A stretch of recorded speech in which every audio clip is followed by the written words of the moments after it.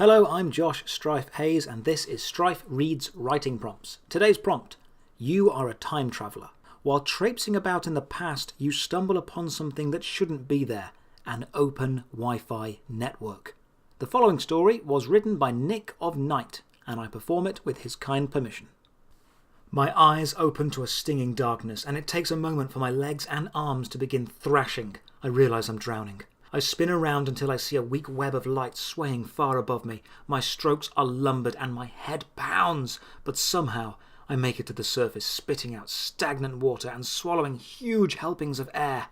I clamber out of the lake and lie still by its side, trying to remember. It was meant to be a vacation, that much I'm sure of. I'd been saving up for months, but something must have gone wrong. I can't remember where or when I aimed for, but I highly doubt it was for a stagnant lake, or anywhere for that matter in this inhabitable mountainous jungle around me. My chest fights against me, and my breathing is raspy and laboured. Each time it rises, the bruises on it scream in protest. Another hour passes, and the dizziness finally lessens its hold. I take out the device from my jacket pocket, relieved it's still working, and check the date. I laugh a little, I cry a lot. 120 million years. I've far exceeded the length of any previous jump. Something must have gone terribly wrong.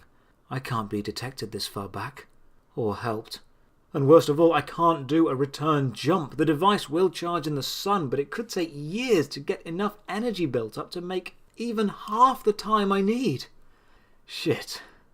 Desperate to find a water source and some type of shelter, I begin my trek through a lush jungle valley surrounded on each side by mountainous cliffs. The place is alive with the cawing of birds and the taunting, distant trickle of running water.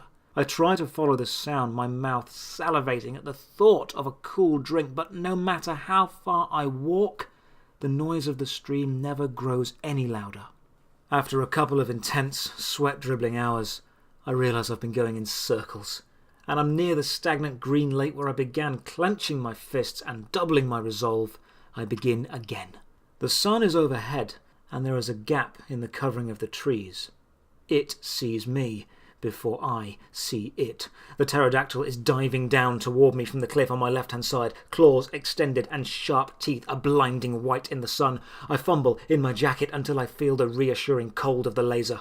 I send 3 shots toward it, intendedly missing. It worked. The creature soars upward high above my head and finds a new perch up on the other side of the valley. A familiar beep cuts through the sound of nature. Figuring my phone is low on battery, I'm all the more surprised when I pull it out and see the actual reason it beeped. It had found a Wi-Fi network. The name of the network is Jonathan, my name. My breath hitches as I watch it auto-connect, the password already saved on my phone. Thoughts flood my mind. Have I been set up?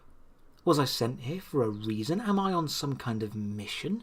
I just can't quite remember. What I do know is that there is someone out there, maybe more than one person, and that just maybe they can help me get back.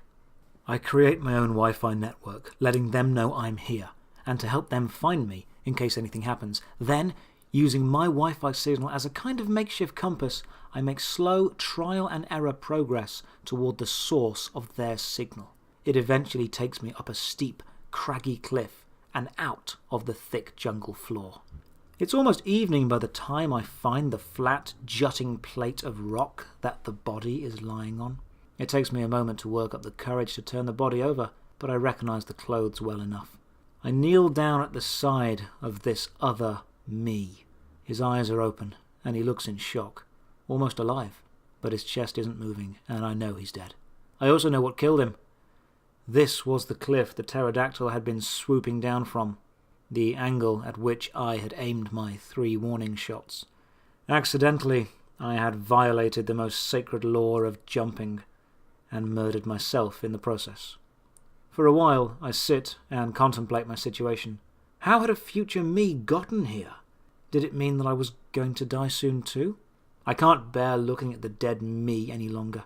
I only see my own mortality in its glazed features, and I drag him to the side of the cliff. A body of water lies below me.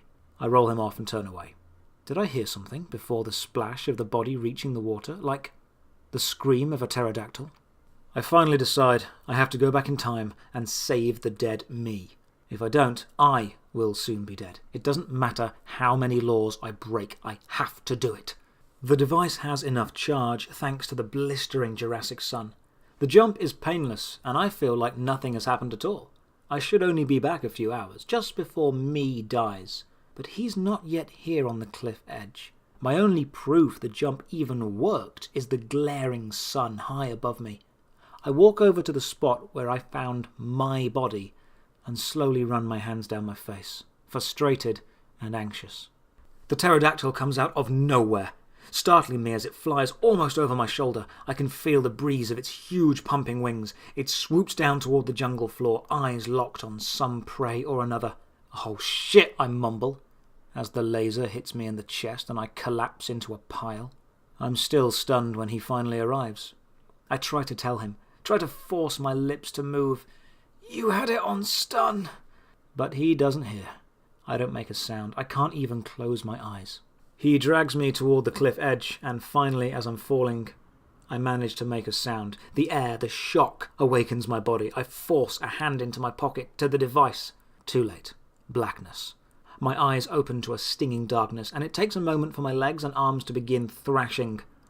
I realize I'm drowning.